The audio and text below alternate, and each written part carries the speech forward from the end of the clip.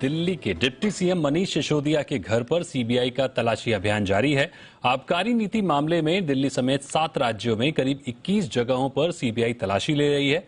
CBI के अनुसार इस मामले में मनीष सिसोदिया समेत 4 अधिकारियों के खिलाफ एफआईआर दर्ज है। दिल्ली के उपराज्यपाल वीके सक्सेना ने नई आबकारी नीति को लेकर सीबीआई जांच की सिफारिश की थी, तो वहीं सीबीआई की रेड को लेकर बीजेपी और आप एक दूसरे पर लगातार आरोप प्रत्यारोप लगा रहे हैं। केंद्रीय मंत्री अनुराग ठाकुर मनीष सिसोदिया पर तंज करते हुए कह रहे हैं कि भ्रष्टाचारी हमेशा भ्रष्टाचारी ही रहता है। और इस खबर पर हमारे साथ जुड़ रहे हैं हमारे सहयोगी तरुण शर्मा। तरुण, ये बताइए, जिस तरह से हम देख रहे हैं कि दिल्ली में सत्येंद्र जैन के बाद अब मनीष सिसोदिया के घर पर सीबीआई की रेड पड़ी है, क्या अपडेट है आपके पास इसके अलावा? देखिए, करीबन सुबह 8:30 बजे सीबीआई की टीम 3 गाड़ियों के अंदर सवार होकर, जिसमें माना जा रहा है कि 12 सीबीआई के अधिकारी मौजूद थे, वो पहुंच गए थे यहां पर रेड करने के लिए। तब से अब तक करीबन 7.5 घंटे से ज्यादा का वक्त हो चुका है और अभी भी सीबीआई की टीम है वो इंटरोगेशन कर रही है। कुछ कागज टटोले जा रहे हैं, कुछ हार्ड डिस्क को अपने कब्जे में लिया जा रहा है, कुछ मोबाइल के भी अपने जब्त करने की अपुष्ट खबरें आ रही हैं। हालांकि ये पूरी इंटरोगेशन, ये पूरा छापा खत्म होने के बाद आधिकारिक तौर पर सीबीआई की तरफ से जानकारी दी जाएगी कि क्या कुछ बरामदगी हुई है इस पूरी इंटरोगेशन के दौरान, छापेमारी के दौरान।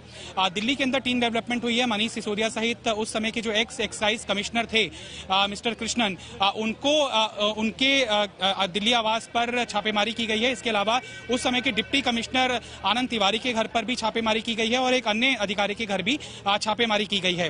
पंजाब के अंदर भी छापेमारी हुई है, दमन दीव के अंदर भी छापेमारी हुई है और ये बताया जा रहा है कि सीबीआई तथ्यात्मक तरीके से अभी आंकड़े जुटाने की कोशिश कर रही है और ये इंटरोगेशन के बाद संभवतः इसके अंदर गिरफ्तारी ना हो, लेकिन उसके बाद जब सेकंड इंटरोगेशन होगी, थर्ड राउंड की इंटरोगेशन होगी, तब मेल किया जाएगा कि जो तथ्य पहली सुनवाई के दौरान, पहली पूछताछ के दौरान मनीष सिसोदिया की तरफ से दिए गए थे, वो अब वापस से उसको क्रॉस कर रहे हैं या फिर अपना गोल पोस्ट चेंज कर रहे हैं, यानी कि अपने बयान को बदल रहे हैं। इस बीच महत्वपूर्ण तथ्य तलाशने की भी सीबीआई की टीम की तरफ से कोशिशें की जाएंगी। मैं मनीष सिसोदिया के घर के बाहर ही खड़ा हूं। दरअसल ये पूरा न्यू एक्साइज पॉलिसी का मामला इस तरह से है कि कोरोना के टाइम में 144.36 करोड़ रुपयों का 1 महीने का डिस्काउंट दिया गया था। लाइसेंसेस को कहा गया था कि आपकी सेल कम नहीं हो रही है, लिहाजा आपकी लाइसेंस फीस के अंदर हम थोड़ी राहत दे रहे हैं। तो 144 करोड़ रुपए का तो वो आंकड़ा है। इसके अलावा दिल्ली के अंदर जो लिकर आती है उसके अंदर 50 रुपए प्रति केस राहत दी गई थी, जो न्यू एक्साइज पॉलिसी के अंदर ही था। पुरानी एक्साइज पॉलिसी के अंदर दिल्ली सरकार को इससे राजस्व प्राप्त होता था। इसके अलावा एयरपोर्ट का जो एक लाइसेंसी है, जिसको एनओसी नहीं मिल पाई थी, वापस से सरकार को उससे पैसा लाइसेंस का पहुंचाना पड़ा था।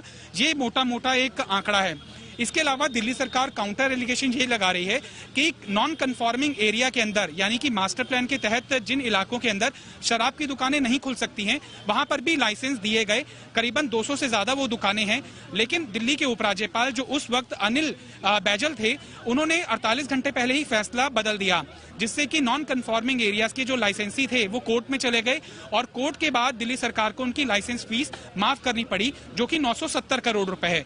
ये मोटा मोटा मामला है जो संदेह के घेरे में है और मनीष सिसोदिया की बर्खास्तगी की मांग करते हुए बीजेपी लगातार आक्रामक हो रही है और बीजेपी का रुख लगातार आक्रामक दिख रहा है। और आज जो हम देख रहे हैं कि मनीष सिसोदिया के ऊपर छापेमारी का मामला चल रहा है। बहुत बहुत शुक्रिया करेंगे तरुण आपका हमारे साथ जुड़ने के लिए और इससे अहम खबर को बताने के लिए।